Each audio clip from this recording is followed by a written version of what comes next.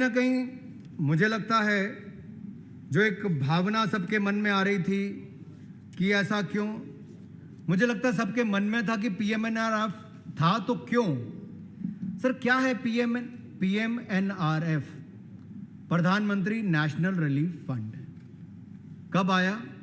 1948 में। सर कैसे आया? उस समय के हमारे प्रधानमंत्री महामहिम पंडित जवाहरलाल नेहरू जी, उन्होंने एक शाही हुक्म जारी किया कि ट्रस्ट का गठन हो। Sir word of mouth,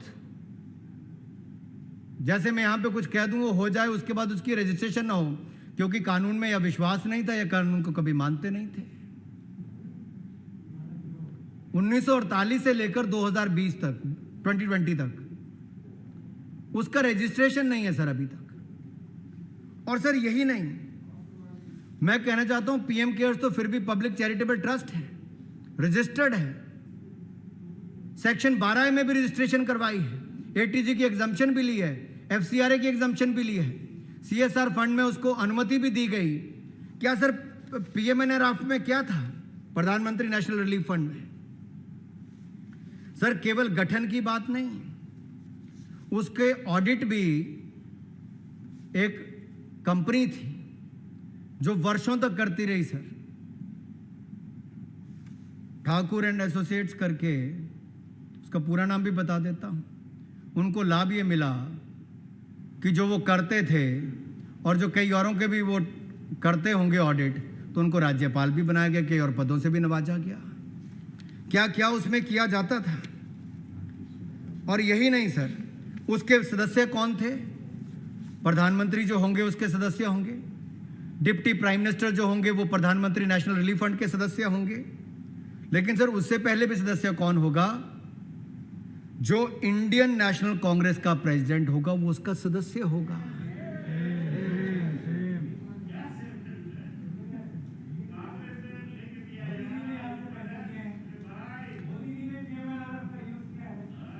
sir party नहीं कही है, पार्टी नहीं सर, प्रधानमंत्री नेशनल रिलीफ फंड,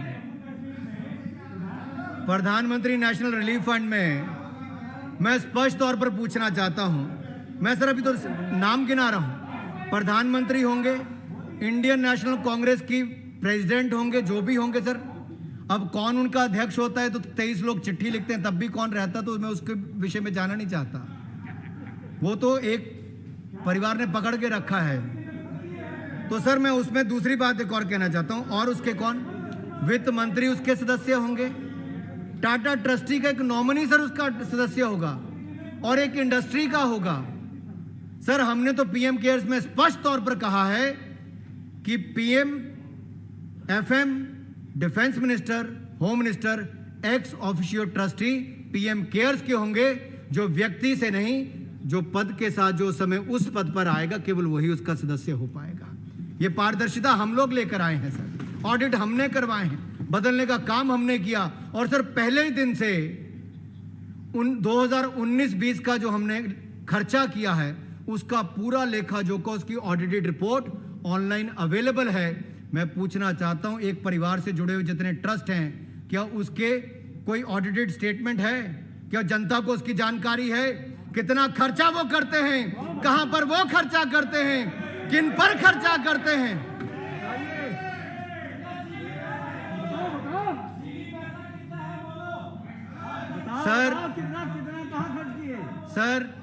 सर मैंने तो एक परिवार कहा था, कांग्रेस वाले फटाफट एक परिवार को अपने ऊपर ही ले लेते हैं। इसका मतलब मुझे नाम लेने की आवश्यकता कहीं नहीं पड़ेगी। और सर यही नहीं सर, 1948 में अगर सर पीएम प्रधानमंत्री नेशनल रिलीफ फंड बना सर, सेक्शन 12A में भी उसकी रजिस्ट्रेशन नहीं हो पाई।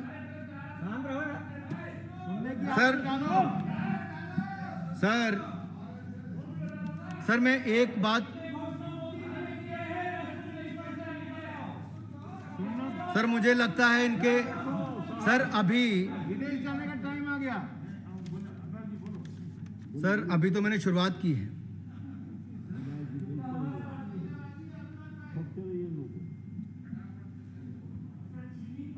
सर मैं 2 लाइनें इस पे थोड़ा कहना चाहता हूँ। ख्याली पुलाव से इनका रिश्ता है बड़ा पुराना, ख्याली पुलाव से इनका रिश्ता है बड़ा पुराना। गफलत एक उम्र तक थी कि कदमों में है जमाना, खुद गर झूठ की उम्र होती है बड़ी छोटी, आपका हर बार पकड़े जाना फिर बहाना बना देना। मैं आपको इतना ही कहना चाहता हूँ। यही नहीं सर, पीएम केयर्स में कोई बजटरी सपोर्ट नहीं है, कोई कंसोलिडेटेड फंड ऑफ इंडिया से पैसा कुछ नहीं मिलता है। जो कुछ लोगों ने कहा कि जी सरकारी धन का दुरुपयोग होगा, 1 रुपया भी इस पे नहीं मिलता है सर। और यही नहीं सर ये जो प्रधानमंत्री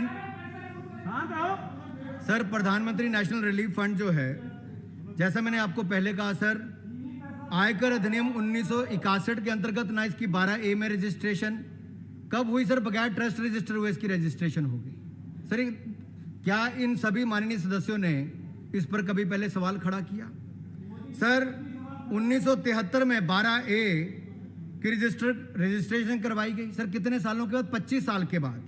और सर 64 वर्ष के बाद 2012 में प्रधानमंत्री नेशनल रिलीफ फंड का इन्होंने पैन कार्ड लिया, पैन नंबर लिया सर।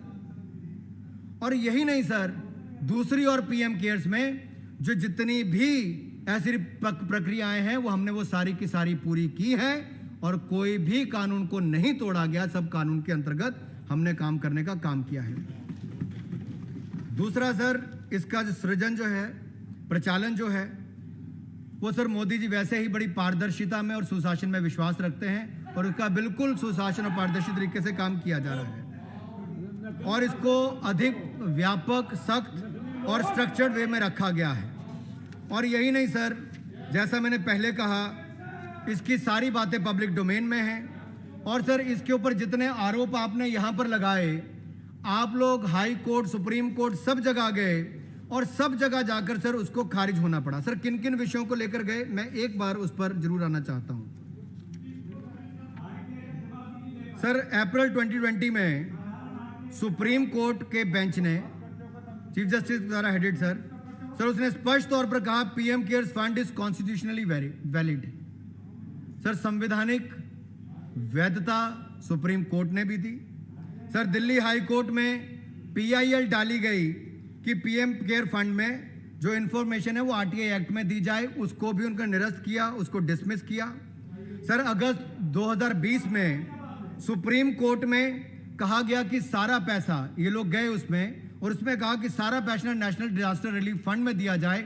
उस पर भी टिप्पणी करके हम कहा गया वहां पर भी कि नेशनल डिजास्टर रिलीफ फंड में राज्य और केंद्रों का पैसा जाता है। जैसे सर हमने अभी आपदा के समय भी माननीय वित्त मंत्री जी ने 11,000 करोड़ रुपए से ज्यादा पैसा स्टेट डिजास्टर रिलीफ फंड में दिया, वो बजटरी सपोर्ट से था। पीएम केयर के लिए एक पैसा भी बजट से नहीं दिया गया है, ये भी मैं देश के सामने स्पष्ट करना चाहता हूं। और यही नहीं सर, क्योंकि ये चैरिटेबल ट्रस्ट है, पब्लिक चैरिटेबल ट्रस्ट है, इसलिए भी उसमें कहा गया कि इसमें सीएजी के ऑडिट की कोई आवश्यकता नहीं है। और मैं आपके सामने कहना चाहता हूं, अगर आप इसके लिए सीएजी का ऑडिट मांगते हैं तो एक परिवार के जितने ट्रस्ट हैं, क्या वो सारे ट्रस्टों का सीएजी ऑडिट कराने के लिए तैयार हैं?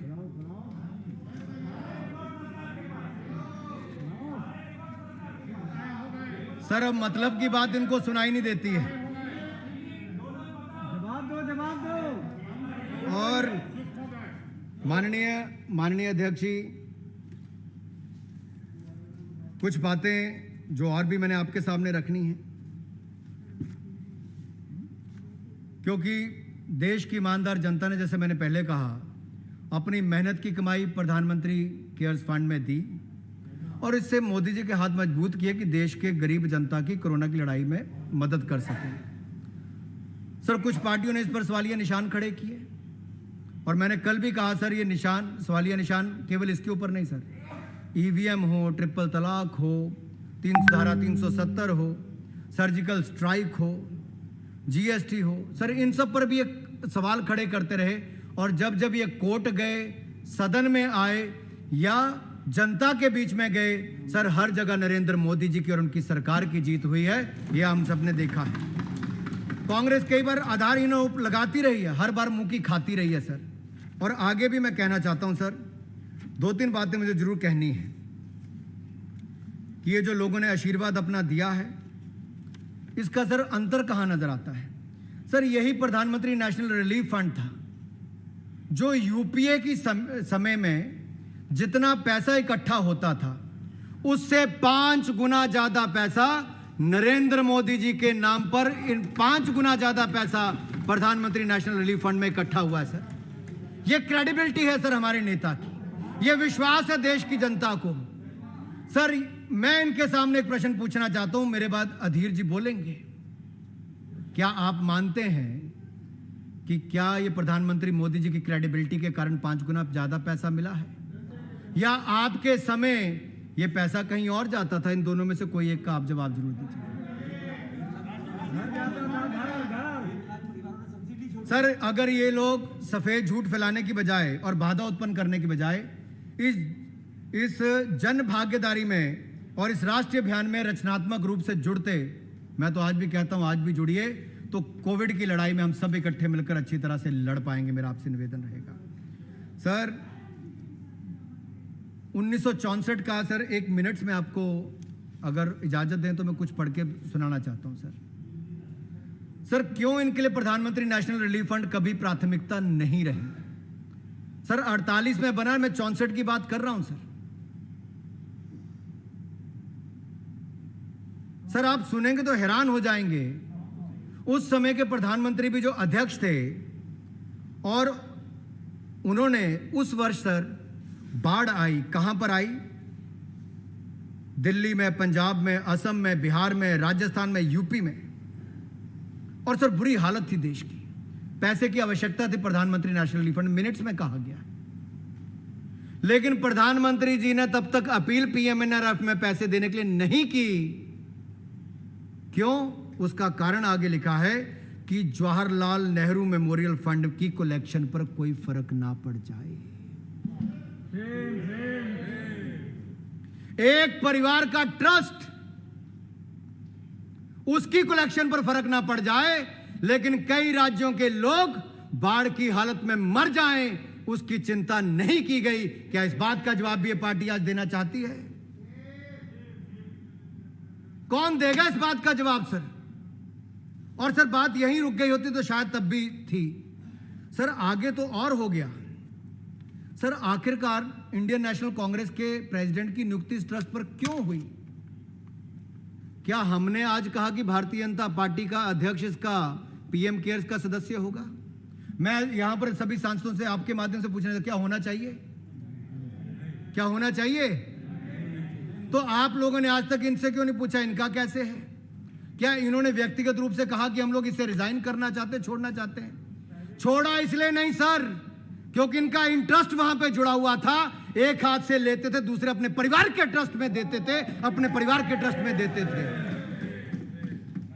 ऐसे हाथ करने से काम नहीं चलेगा। मैं आगे बताने वाला हूं कहां कहां दिया है।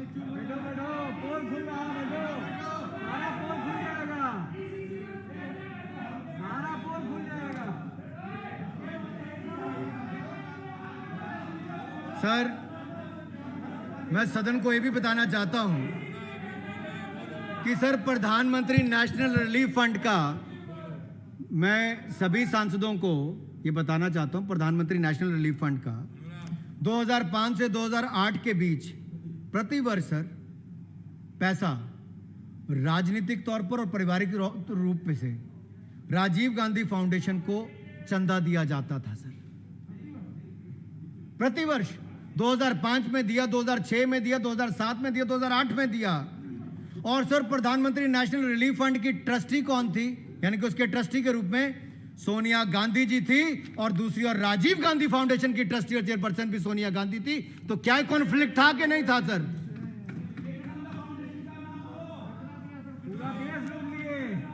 क्या देश को जवाब देंगे सर? और यही नहीं सर प्रधानमंत्री नेशनल रिलीफ फंड, सर प्रधानमंत्री नेशनल रिलीफ फंड की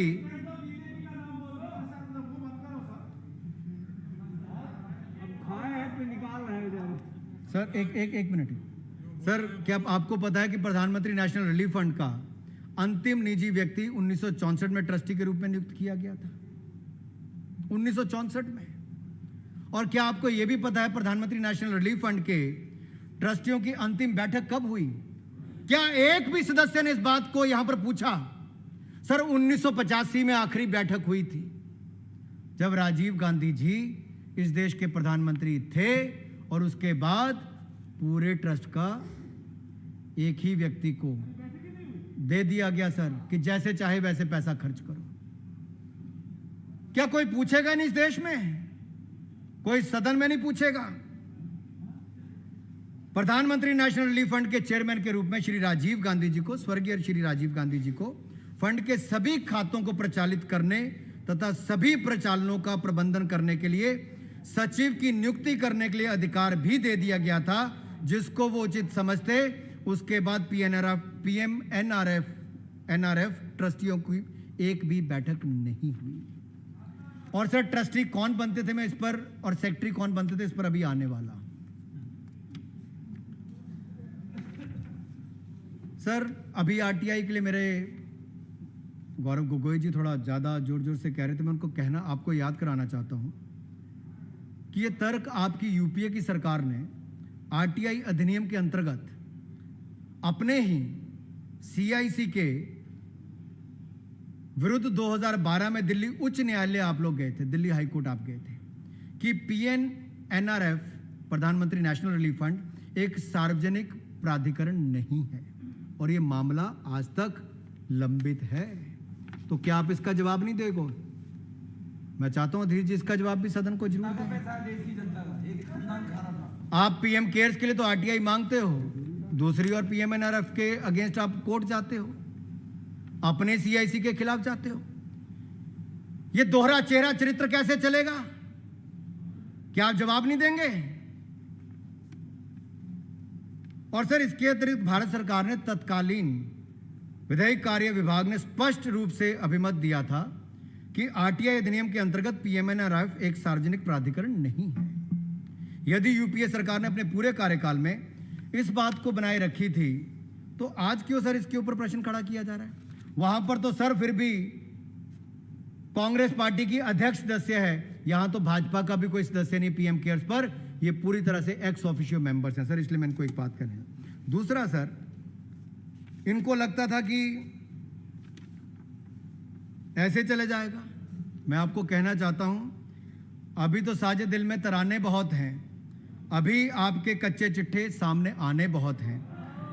नए गीत पैदा हुए उन्हीं से जो नगमे पुराने बहुत हैं, जो नगमे पुराने बहुत हैं। सर केवल ये प्रधानमंत्री नेशनल रिलीफ फंड के ही सदस्य नहीं, सर जलियांवाला बाग ट्रस्ट के भी परमानेंट ट्रस्टी के रूप में सर इंडियन नेशनल कांग्रेस की अध्यक्ष हैं। क्या है सर ऐसा? सर जिनको जनता नकारती, जिनका लीडर ऑफ ऑपोजिशन ही बन सकता, लेकिन वो सदियों तक इन ट्रस्टों पर बने रहेंगे सर।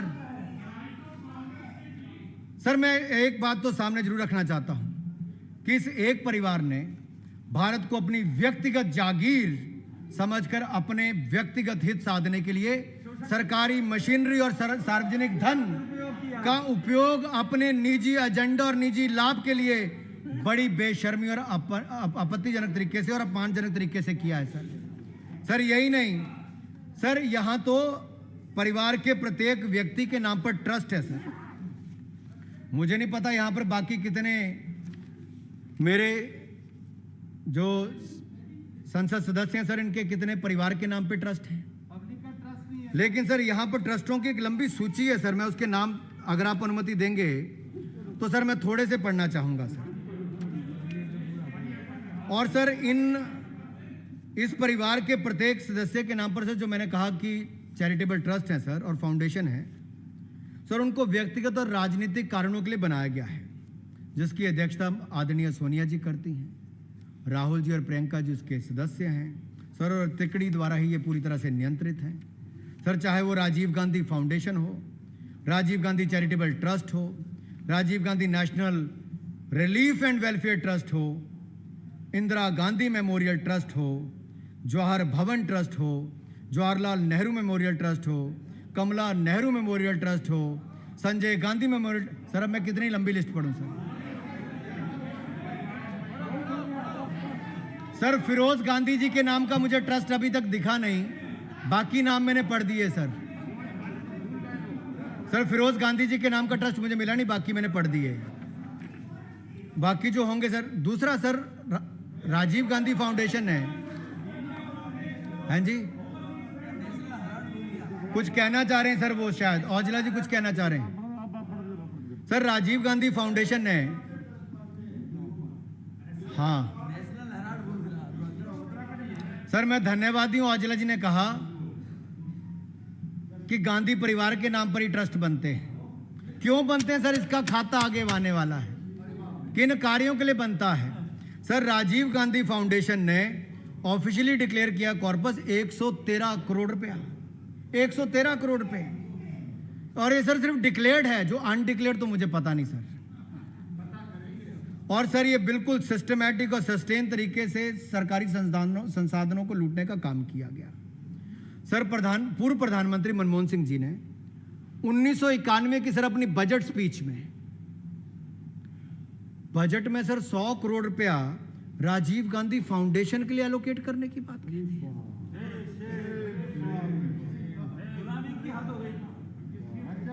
सर देश के किस ऐसे ट्रस्ट के लिए 100 करोड़ रुपया सर उस समय पूरे सदन में हल्ला हुआ तो उनको वापस लेना पड़ा। फिर वापस सोनिया जी को मनाने गए, सोनिया जी ने एक नया तरीका ढूंढ कर रख दिया कि निर्देश जारी कर दो, अलग अलग विभाग देगा। सर विभागों ने कैसे नहीं दिया सर? सर मीडिया की रिपोर्ट कहती है कि प्लानिंग कमीशन एक डिक्टेट जारी कर दिया जिसमें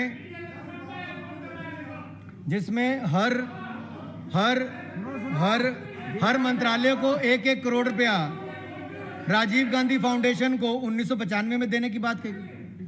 अच्छा, मीडिया की रिपोर्ट पर आप नहीं जाते sir. Ministry of home affairs, ministry of HRD, environment, small scale industries, health, sir 2005, 2006, 2007, 2008, 2009 sir लगातार हर वर्ष पैसा मिलता गया।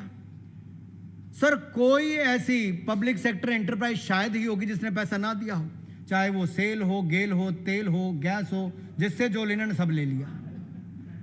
सर बैंक हो SBI से लेकर बाकी सबसे 2005, 2006, 2007, 2008, 2009, 2010, 2011, 2012, 2013 हर साल सर इन्होंने इन सबसे पैसा लिया। सर कानपुर में एक लड्डू वाले की दुकान है, उसको लिखता है ऐसा कोई सगा नहीं जिसे हमने ठगा नहीं। इनके लिए बनता है ऐसा कोई बचा नहीं जिन्हें इन्होंने ठगा नहीं। अभी तो साजे दिल के तराने बहुत हैं, अभी तो साजे दिल में तराने बहुत हैं, अभी आपके कच्चे चिट्ठे सामने आने बहुत हैं भाई, इसलिए चिंता मत करो। और सर यही नहीं, अगर सदन को मैं एक बार याद कराना चाहता हूं, और सर आपके माध्यम से मैं सदन को याद कराना चाहता हूं, सर प्रधानमंत्री नेशनल रिलीफ फंड से जैसे 2005 से 2008 के बीच में पैसा PMNRF से राजीव गांधी फाउंडेशन को दिया गया 3 साल लगातार सर। तो सर यहां पर एक तरफ से पैसा इकट्ठा किया, दूसरी तरफ दे दिया। सर इसी तरह से सर 3 मूर्ति भवन लुटियंस दिल्ली में किसके नाम पर? एक ही परिवार के लिए 3 मूर्ति भवन सर, 30 एकड़ जमीन सर, 30 एकड़ जमीन सर। आप कल्पना कर हाउस का समय, सदन की सहमति हो तो सदन का समय दोनों विधेयक पारित होने तक बढ़ाया जाता है।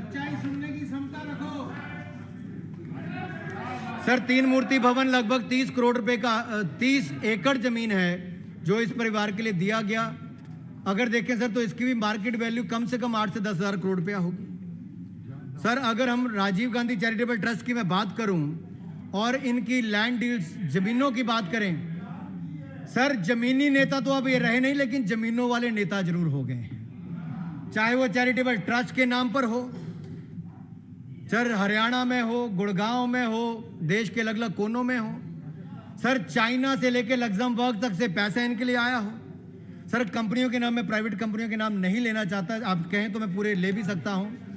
शायद ही कोई औद्योगिक घराना ऐसा हो जिसको इन्होंने छोड़ा हो सर जाकिर नाइक को इसी सदन में कई बार उसके खिलाफ बात कही गई और जाकिर नाइक को पैसा कहां से आता था आज वो देश के अंदर नहीं आ सकता। Sir, Rajiv Gandhi charitable trust ने जाकिर नाइक से 50 लाख रुपया लिया सर।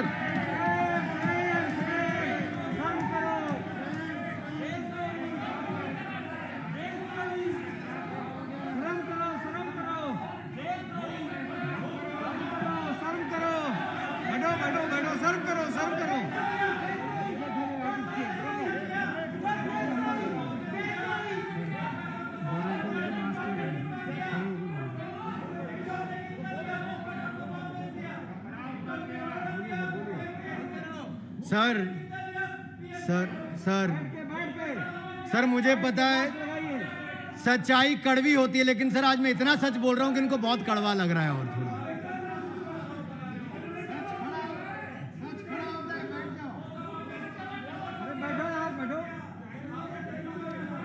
सर, अगर इन्होंने 2011 में जिसके आतंकवादियों से लिंक थे, ऐसे जाकिर नाइक से 2011 में इन्होंने 50 लाख लिए, तो 2014 में आपने वापस क्यों किए? इस बात का जवाब भी आपको देना पड़ेगा।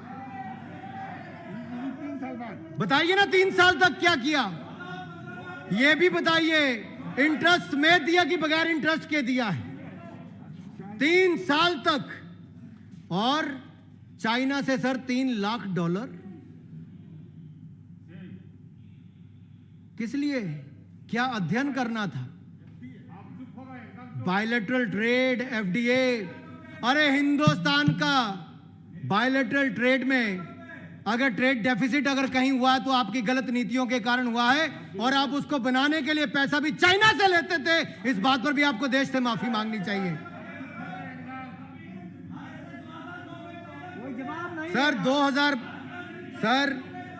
सर प्रधानमंत्री नेशनल रिलीफ फंड से पैसा राजीव गांधी फाउंडेशन में जाता था, और राजीव गांधी फाउंडेशन से ये अलग अलग चैरिटेबल ट्रस्ट में पैसा जाता था। सर क्या करते थे? क्या देश को गांधी परिवार बताएगा क्या करता था इस पैसे का? कहां पर खर्च किया गया? कोई वेबसाइट आपकी बताती है कि वो पैसा कहां गया है? अरे हमने तो पीएम केयर जब बनाया, रजिस्टर भी करवाया और वेबसाइट पर पूरा खाता भी रखा है। ईमानदारी के साथ काम किया है तो हमने करके दिखाया है। सर, एक और आतंकवादियों से जुड़े हुए व्यक्ति से पैसा लेते हैं, तो दूसरी ओर क्रिश्चियन मिशनरी को पैसा देने का काम, वर्ल्ड विजन जैसी लोगों को देने का काम किया जाता है। कहां से सर प्रधानमंत्री नेशनल रिलीफ फंड में देश की गरीब जनता ने अपना पैसा प्रधानमंत्री के नाम पर दिया, और आपने गांधी परिवार के ट्रस्टों के लिए ले लिया। वहां से आपने किसी क्रिश्चियन मिशनरी को दे दिया, और कहां कहां खर्च किया सर? तो 6 दिन होगा तब तेरे छोरो फोन करे इलाका में ऐसे झूठ मत किया। कंसाली तो हमारा अपना गांव है, हमारा गांव है। तो हम सब जाना कंसाली में इलाका में हम बाजो काटने प्याज लगाने ना तूफान करना, और कंसाली का हम नंबर हमारा यानी नु कही यानी नु यार बात भाई हम सुन रहे हम माइक पे करो, माइक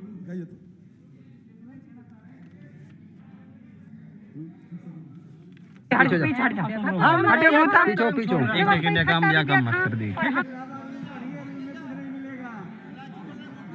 बोलने दो।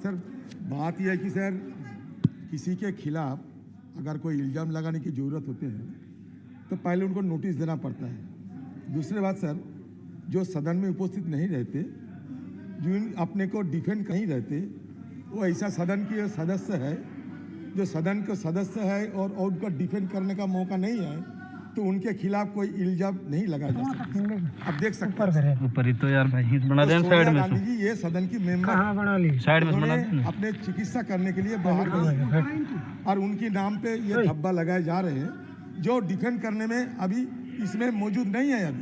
अभी सदन में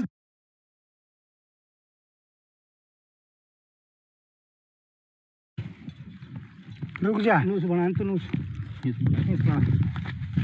कंसाली में तो 6 दिन होगा तब जो मौजूद नहीं है। अगर सर एक बात सुन लीजिए, आप अगर चाहते हैं कि हाउस इस तरह की चले तो चलने दीजिए। अगर वो सोचे कि हम लोग को ये जरूरत नहीं है रहने का तो हमें बोल दीजिए, हमें चले जाते हैं।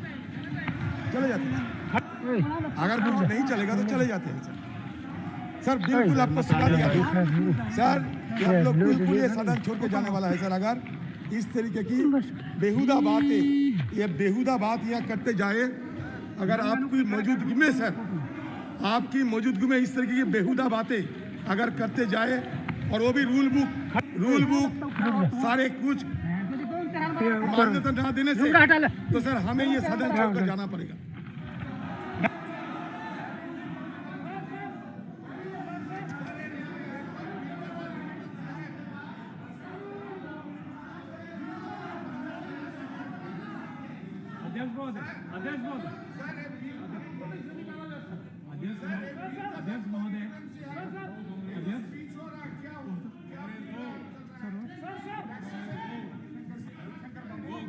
कानून के हिसाब से बोलेंगे, आप कृपया बैठिए।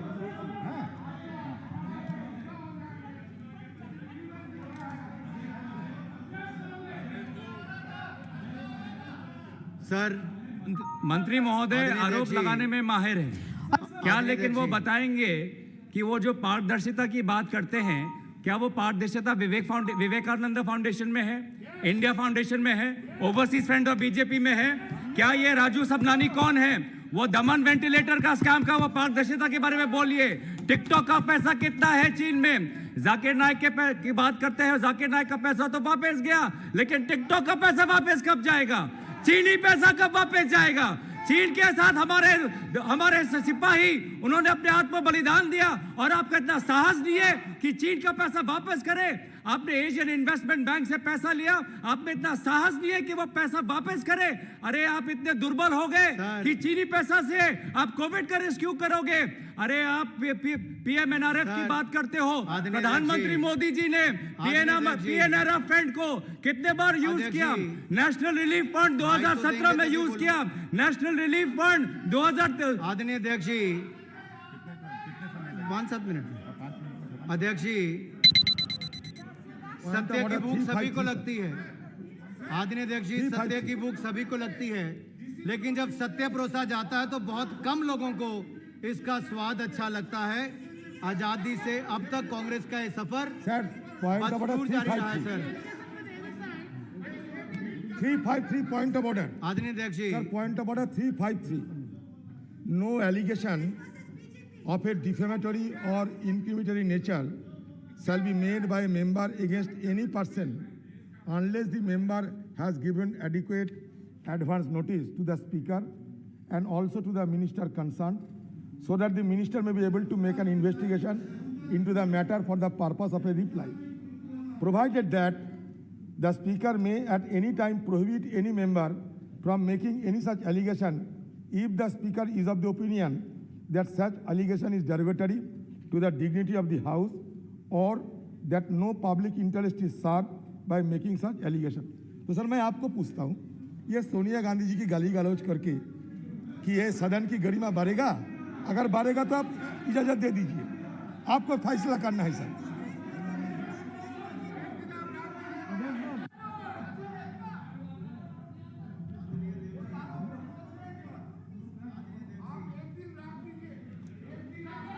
आदरणीय अध्यक्ष जी, वो प्रदेश में आदरणीय अध्यक्ष जी, आई एम नॉट यील्डिंग। अध्यक्ष जी, आई एम नॉट यील्डिंग। अध्यक्ष जी, हैव टू। अध्यक्ष जी, आदरणीय अध्यक्ष जी, आदरणीय अध्यक्ष जी, मैं सब उन्हीं बातों पर अपने विचार रख रहा हूं जो माननीय सदस्यों ने कहे। मैं एक बार फिर पढ़ देता हूं सर, क्योंकि मैंने सबके भाषण सुने। आपने ही कहा कि स्थापना से, पारदर्शिता से, मिसयूज ऑफ फंड से लेके बाकी सब। आखिरकार आपने नहीं ये पूछा तो मैं क्यों बोलता? आप सभी सदस्यों ने कहा और मंत्री उत्तर भी ना दे। सर, देश को और सदन को जानने की जरूरत है कि नहीं है? और क्यों आवश्यकता पड़ी पीएम केयर्स को करने की? ये इसीलिए आवश्यकता पड़ी कि हम पारदर्शी तरीके से काम करते हैं। सर, दूसरा, सर वो आदरणीय अध्यक्ष जी, वो प्रदेश में बैठकर ट्वीट पर ट्वीट करते गए, पुश्तैनी चादर ओढ़कर बड़ी बेशर्मी से झूठ का धंधा करते रहे। सर, मैं कुछ बातों पे और आना चाहता हूं सर, क्योंकि मैंने जो दो तीन बातें कही। सर, मेहुल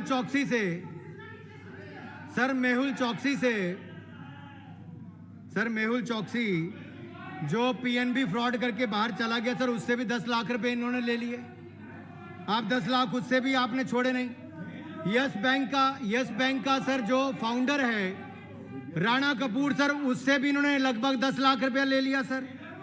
सर, जो NSCL स्कैम के जिग्नेश शाह हैं सर, उस स्कैम वाले से 50 लाख ले लिया सर इन लोगों ने। और सर यही नहीं सर, जो जवाहर भवन है 1985 में उसकी 100 करोड़ रुपया कीमत थी सर। मैं कितने चिट्ठे खोलूं? और सर अगर आज उसका देखेंगे सर, तो उसका लगभग सर कोई PSU बाकी इन्होंने ऐसा नहीं छोड़ा जिससे इन्होंने पैसे ना लिए। सर, मैं बस 2-3 बातें कह के अपनी बात को विराम दूंगा सर, क्योंकि सर ये इसलिए देश को बताना जरूरी था, और माननीय सांसदों को भी, जो मेरे बड़े सहयोगी ने आज समय भी यहाँ पर दिया है कोविड के समय। सर, पेंटिंग की अगर मैं चर्चा करूंगा तो फिर ये बोलेंगे वो तो इस सदन के सदस्य ही नहीं है। जो 2 हैं सर वो विदेश में है, क्योंकि गरीब आदमी तो विदेश में इलाज कराने नहीं जा सकता सर, इसलिए, लेकिन उसको मैं छोड़ देता हूं सर। दूसरा मैं कहूं सर, बात कही गई कि कुछ फाउंडेशंस की सर, कि उन फाउंडेशंस का क्या? सर, मैं ये कहना चाहता हूं, उन फाउंडेशंस को कोई बजटरी सपोर्ट का पैसा नहीं दिया गया, कंसोलिडेटेड फंड ऑफ इंडिया का कोई पैसा नहीं दिया गया। जहां दिया गया वहां से लेने का काम राजीव गांधी फाउंडेशन ने किया है, इसलिए आपका जवाब देना बहुत आवश्यक है सर इस बात को लेकर। सर, अगली बात मैं कहना चाहता हूं सर, जो लोग सचिव बने सर, जो लोग सचिव बने इस ट्रस्ट के सर, असली खेल तो सर इनका रियल स्टेट का था। जमीनें चाहे जवाहरलाल नेहरू ट्रस्ट पर हो, जवाहर भवन की हो, बाकी हो सर, देश का कोई कोना नहीं छोड़ा इन्होंने जिसपे अपने ट्रस्ट के नाम पर जमीन ना ली हो। आज उसकी कीमत देखी जाए। क्या कोविड के समय आप देश के लिए वो सारी जमीनें वापस देने के लिए तैयार हो? क्या आप अपने सारे फंड का पैसा देश में कोविड पर खर्च करने के लिए तैयार हो? कितना पैसा इनके फंड्स ने कोविड पर खर्च किया, क्या आप देश को बताने के लिए तैयार हो? और यही नहीं सर, आज तक क्या हुआ मैं आपको थोड़ा बताऊंगा सर, यहां तक कि हैदराबाद हाउस सर, जो केवल बड़े कार्यक्रमों के लिए इस्तेमाल किया जाता है सर, इन्होंने वो भी राजीव गांधी फाउंडेशन के कार्यक्रमों और कॉन्फ्रेंस के लिए इस्तेमाल किया सर। यही नहीं सर, MHRD जो अब एजुकेशन मंत्रालय, शिक्षा मंत्रालय बन गया सर, इससे फ्लाइट टिकट्स भी लेते थे इंटरनेशनल स्पीकर्स के लिए सर, कौन सा विभाग इन्होंने छोड़ा है इस परिवार के नाम पर? सर, यही नहीं सर, जो अगली बात आती है सर, जो ट्रस्ट में इनके सेक्रेटरी के रूप में आए 1993 से 1998 तक, पुलक चटर्जी सर, उनको बाद में प्रिंसिपल सेक्रेटरी टू PM बनाया गया।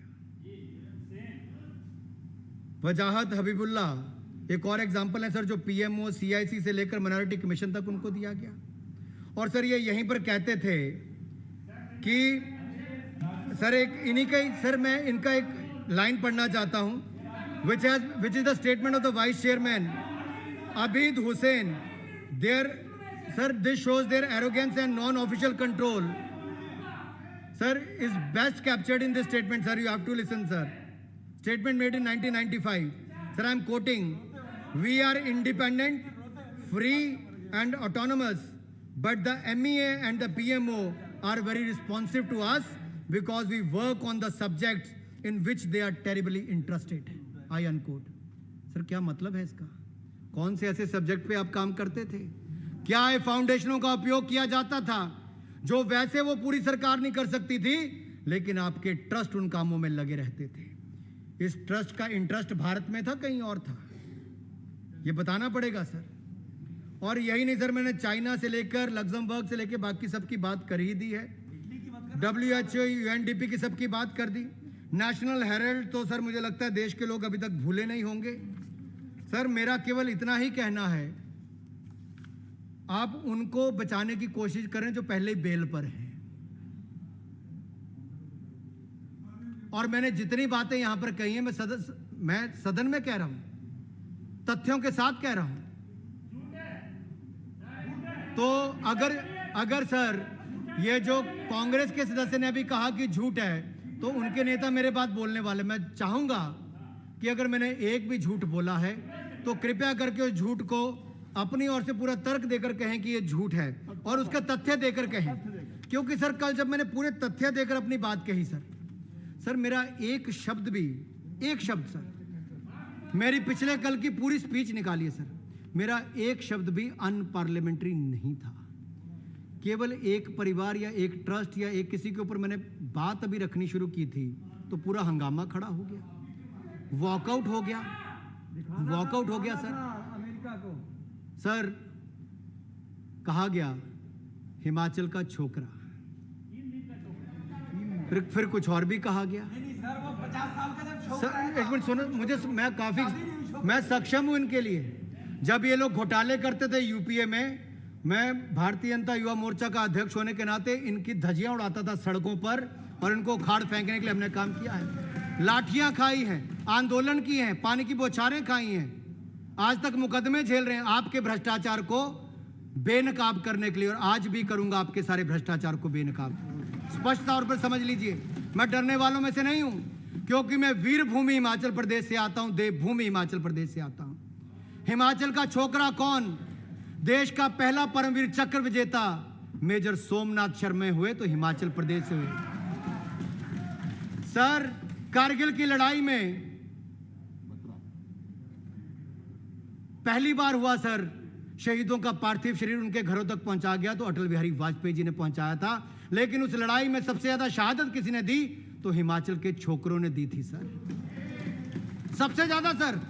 70 लाख की आबादी है हमारी सर। 4 परमवीर चक्र विजेता हुए सर उस लड़ाई में। छोटे से प्रदेश हिमाचल प्रदेश के 2 छोकरे सर, अगर इनको छोकरा ही शब्द पसंद है तो मैं वैसे कह रहा हूं, हमारे वीर जवान सर उनको परमवीर चक्र विजेता हुए। Captain Vikram Batra, rifleman Sanjay Kumar sir जो मेरी कॉन्स्टिट्यूएंसी से आता है। मैं गर्व से कहता हूं, हाँ मैं वीरभूमि का छोकरा हूं, मैं हिमाचल का छोकरा हूं। आपको गाली के शब्द कुछ और मिलते होते आप वो भी ले लेते, मुझे उससे कोई परहेज नहीं था, क्योंकि आप पहले नहीं, आप बार बार सदन में इस तरह की भाषा का उपयोग करते हो। You are a serial offender. पहली बार नहीं किया आपने, आप हर बार माफी मांगते सर। आज मैं माफी मांगने के लिए भी नहीं कह रहा, मैं इस विषय को भी नहीं उठाना चाहता, लेकिन सर दर्द तब हुआ जब रात को 10:30 बजे के बाद जाकर ढंग से फिर वापस सुना।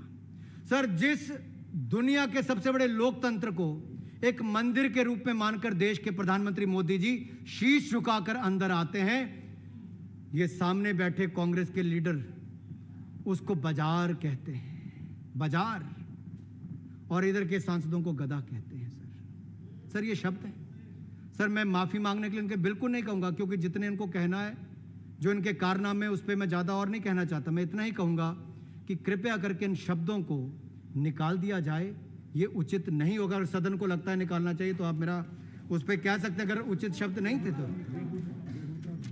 और सर अभी बेहुदा कह देना, सर मैंने हर बात तर्क देकर कही, कोई मैंने व्यक्तिगत आरोप किसी के ऊपर नहीं लगाए सर। जो लोग उस ट्रस्ट के सदस्य थे उन्होंने जो अब तक का किया है, मैंने केवल सर उनकी बात रखी।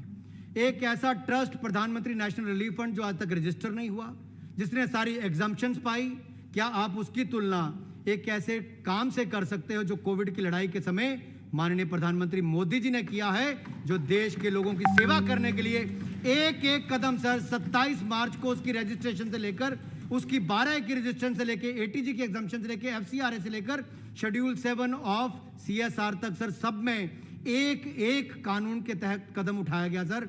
मैं देश को आश्वस्त आपके माध्यम से और सदन को करना चाहता हूं कि माननीय मोदी जी का राजनीतिक ये जीवन मुकाबला आज है तक देख कांटे लीजिए। का और इस गोडावट करोड़ों का बजट है और तमाम तरीके की सुविधाएं भी हैं, फिर भी गोडावट केयर्स भी इतना पारदर्शिता भरा ही रहेगा, इस बात का विश्वास आपको दिलाता हूं। आपके समर्थन की उम्मीद करता हूं। बहुत बहुत धन्यवाद।